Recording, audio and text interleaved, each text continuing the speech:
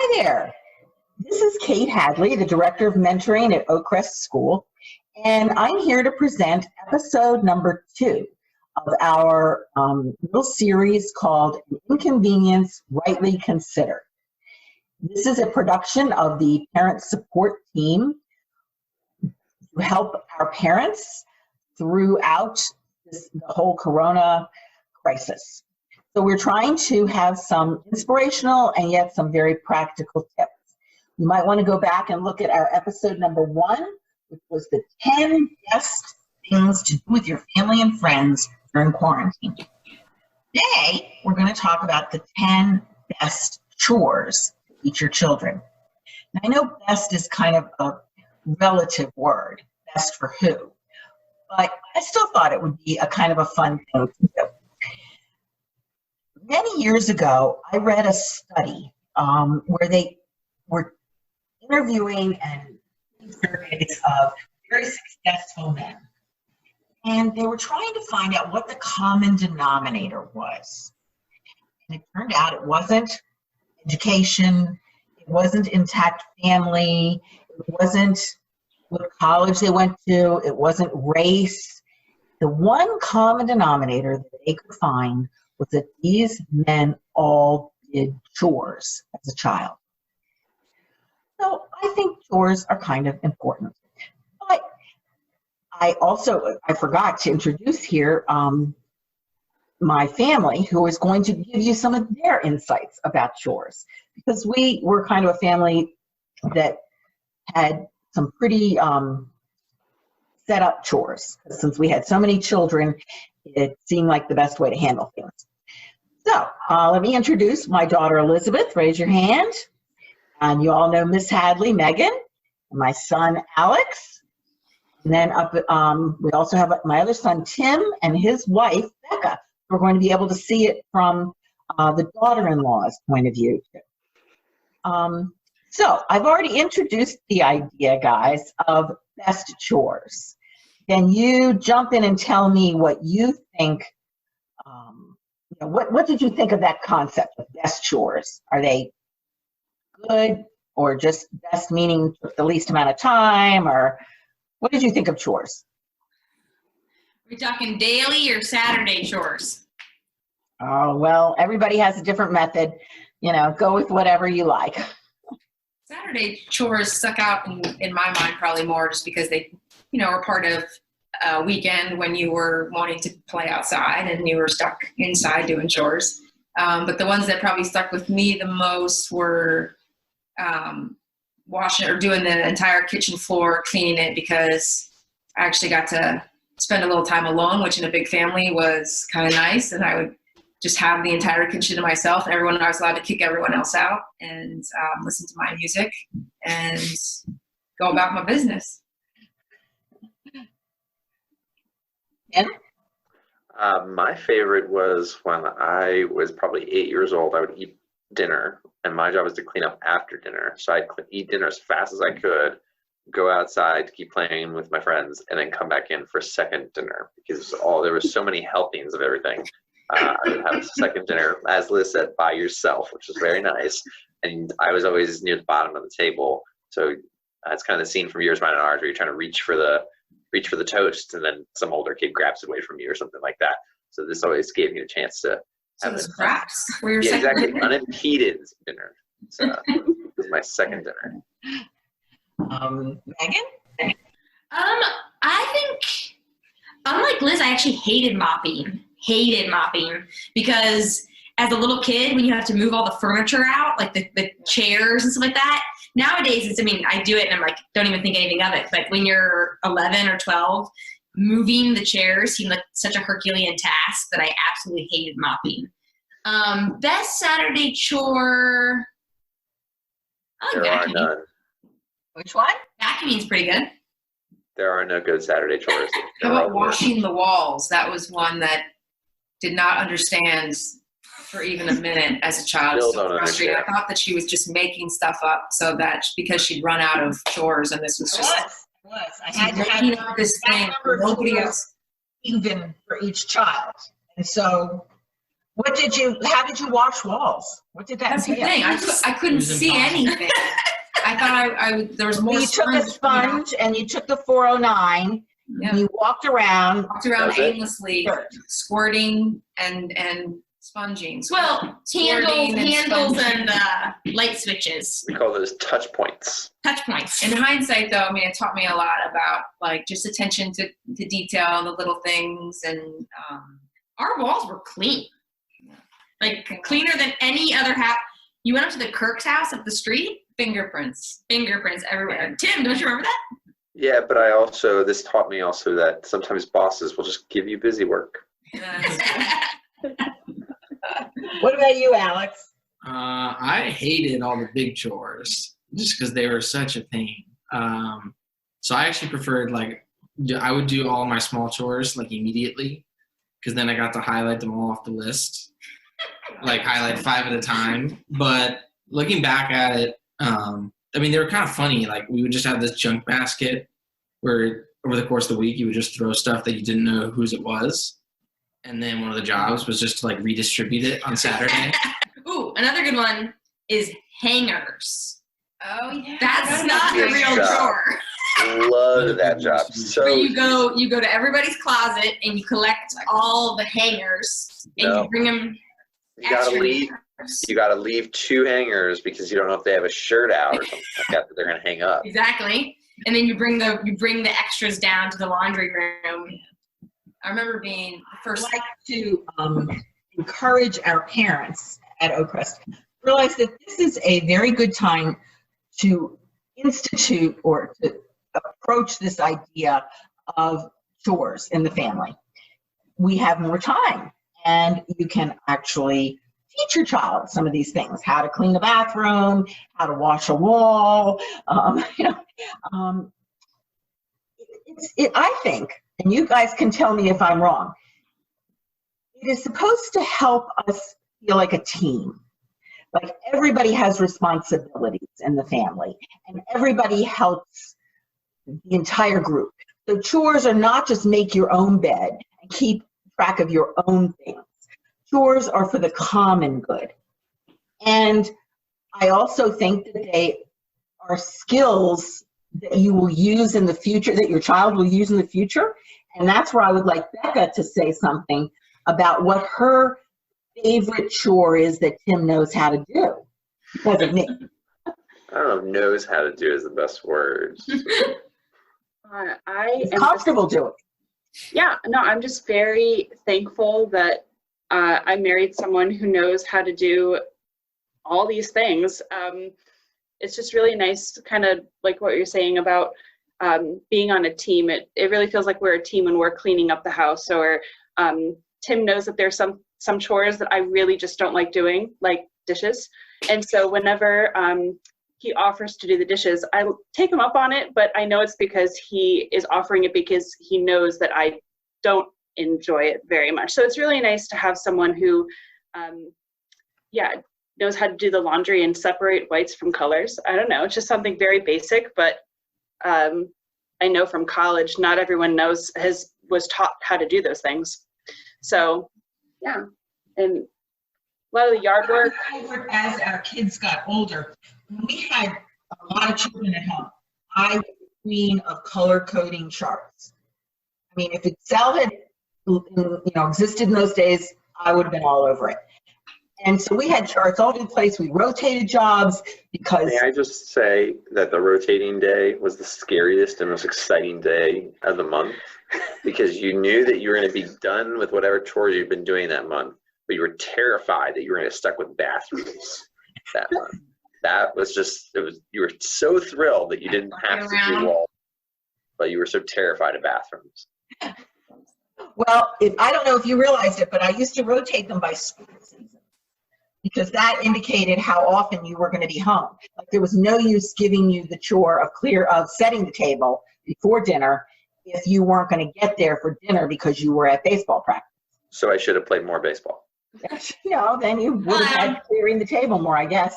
I think one of the best skills. What's that? I was going to say, I think one of the biggest life skills that chores taught us was how to you don't work harder, work smarter. So if you are not allowed to play on Saturday until all your chores are done and the neighbors are knocking at your door asking you to come play, instead of saying, no, I can't come out yet, invite them in. Have Tom them Sawyer. do your chores Tom with Sawyer, you. Yeah. The Kirks did a lot of chores in this house. I bet their mother didn't know that.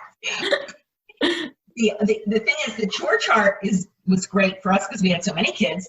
Then I found when I got to the end of the family and it was just Alex and Greg and Tim home, we didn't need a chart anymore. We could say, oh, who wants to clear the table tonight? And somebody would volunteer. And, oh, the trash needs taking out, and somebody would do it. I can see, when you're using a chart, you're teaching responsibility. And when you're not using the chart, you're teaching charity and generosity. I think you want to know, what is it that my children at this point need? I would like to go down a few chores here that I think are really important for everybody to learn. And maybe there are a few of you can jump in with some stories. My proudest moment as a mother was when Tim told me this story from a camp. And I mean this. This was my proudest moment. I thought, I am a good mother. Am I supposed to tell the story? Yes. Okay. I went to leadership camp when I was probably 10 or 11. And the counselors, of course, I thought were like these old grizzled men when they turned out to be like 16 years old. But in my cabin, the counselor gave me the job of sweeping the cabin on like the third day of camp. And at the end of camp, we got like our evaluations or like kind of like our mentor talks from the counselor. And the first thing he said was, do you know why I gave you sweeping the cabin? I was like, I'm 10. No, I don't know why you gave me sweeping the cabin. Because you don't like me? I don't know. And he goes, no, it's because you were the only boy in the cabin who knew how to sweep. And so I'm not too worried about you because I know you come from parents who care. I was like, okay. Very important skill. It's a deep insight from a 16-year-old counselor. Yes, very good. So another one was doing the laundry, and that involved washing, drying, putting away. And I think Megan has an anecdote that happened to her at her first day of college. So I showed up in my roommate. Well, first give your background of your job of laundry. Oh, so oftentimes when you got to be a little bit older, I feel like in our house, you got like, instead of maybe having daily and weekly chores, you got like a big old chore. So the classic would be grocery shopping. Usually the oldest kid would do the grocery shopping. But for whatever reason, when Peter was the oldest, he had grocery shopping on lockdown. And I was old and I don't know. You gave me all the laundry. So I did laundry for everybody. I remember distinctly studying for AP exams downstairs. I like changed like loads out and ironed all the boys' collared shirts. But then I showed up to college, and my freshman year roommate was from like she's the oldest from a family. She's Southern. She's from Tennessee. Sorry. And she really wanted to get the laundry service that Notre Dame like can provide. Like you can pay extra because her dad had been at Notre Dame and he had gotten it. So Mom, you might remember it even better. How did the conversation transpire? Well, her mom is fighting her about it in front of us in the room on the very first afternoon. No, we're not going to get laundry service for you. You're going to learn how to do it. And she looks at Megan and says, Megan, are you going to be doing your own laundry, or are you going to have the laundry service? Megan says, I'll be doing my own laundry. And I was like, praise me, just my own laundry. Do you know how to do laundry? And I remember thinking, oh, they're asking the wrong person here. I mean, yes, she knows how to do laundry. So I don't know if you ended up having to teach her or not. But yeah, actually, I kind of do remember. She's great. She's a good girl. Still friends with her. But she now knows how to do laundry. And now she can do the laundry, yeah. So, and that always included ironing. That's a very good skill I think is important. You also mentioned their grocery shopping. Tim, did you ever do grocery shopping? I did grocery shopping for 2 years. Lizzie, Unit, did you unit price. Unit price. Unit price is I the can say most that was important good. thing Unit pricing. Okay. A man who knows how to grocery shop. on a budget. Yeah. Changing sheets and making a bed are very good things to do. And Megan that's hates hard when you have bunk beds, but I think it's important to know how to do it. Set the table, load the dishwasher, cook a simple meal, wash windows, and of course, clean a bathroom. Kids, what would you say has been the most useful chore as an adult that you learned how to do that now that you're an adult? Definitely grocery shopping. Laundry also, just because I had the same experience as Megan with a lot of classmates in college who didn't know how to do laundry, and I had to teach like 5 or 6 people how to do it. Alex? We would often be told to like clean a room, I thought. And I thought that was helpful. Like just clean the living room. But I think it was helpful because you taught us like all the different components of like what it meant to clean a room. Especially like a living room or like a dining room where we'd have to sweep all the non-carpeted spaces, vacuum all the carpeted spaces, dust mop, like all these different elements to it. Like wipe down surfaces, Tops of picture frames. picture frames. You didn't call them chores. They were never called chores in this They're house. jobs. They were called jobs, which I thought was, I don't know, it was an interesting distinction. And I think looking back on it, I don't know if that was purposeful or not, but it certainly gave it a different connotation. Why is that? I don't know, a job is more like a responsibility, like you say, something that kind of is your responsibility as part of the community versus a chore. I don't know, a chore is just the drag. It's nothing else but a drag. I also remember you telling me that like because we got like a measly allowance that was like doled out to us. You guys remember allowance day and like those little envelopes doled So out? by the time Our we came home, allowance was not tied to chores in the sense like it's not like we got an allowance because we did jobs, and because that implies that like, well, if I don't want my allowance that month, like I'm not going to do my jobs. So I remember that kind of sticking with me. Like we get an allowance because we're part of a family, just because, and we do jobs because we're part of a family. But That is intentional. they're not tied. One thing that's like maybe I don't know if this was a job or not, but I always feel like kind of like cleaning the kitchen and resetting for the day before the next day was kind of part of like the evening routine of like clearing the table, wiping down the table, always cleaning like surfaces and like that. And I feel like that's lingered with me till today of like kind of having like a kitchen reset in the evening, wiping everything down so that when I wake up the next morning, it's clean-ish at least, and you can kind of like start the new day. Do you consider yourselves as basically neat people or sloppy people now Neat. that you're adults? Very neat. Not that neat. Not that neat. Timmy and Becca are neat. They just have 3 little kids running around, which He's Yeah, neat. I don't He has know. a system. And yeah, as I say, it might be messy, but it's organized chaos. okay. Mhm. Yeah. Okay.